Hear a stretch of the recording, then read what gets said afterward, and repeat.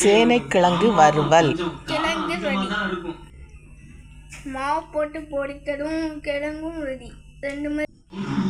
சேனைக்கிழங்கு நன்றாக சிறிய சிறிய பீஸுகளாக வெட்டி கொள்ளவும்.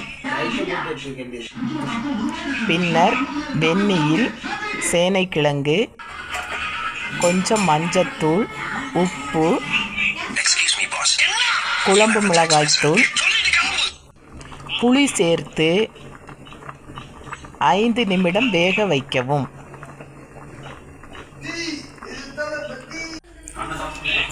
வேக வைத்த சேனைக்கிழங்கை நன்றாக பெரிய தட்டில் வைத்து ஆறவிடவும்.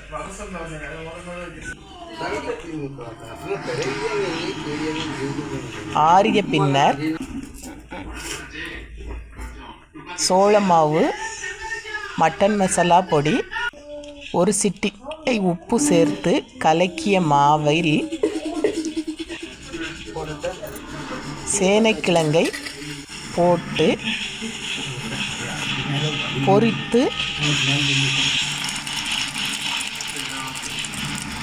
எடுக்கவும். இது கொஞ்சம் மொறுமொறுப்பாக இருக்கும்.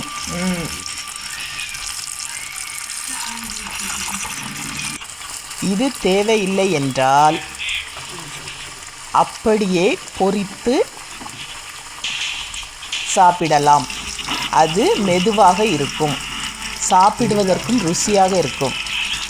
அதில் உப்பு, காரம் அனைத்தும் சேர்க்கப்பட்டுள்ளதால், புளிப்பு எல்லாம் சேர்ந்ததால் அது சாப்பிடுவதற்கும் மிகவும் சுவையாக இருக்கும். சாம்பார் சாதத்துடன் வைத்து சாப்பிடலாம்.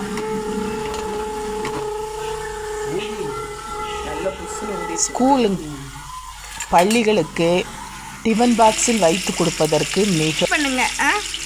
நல்லா இருக்குன்னா கமெண்ட்ல சொல்லுங்க. நல்லா இருக்கு.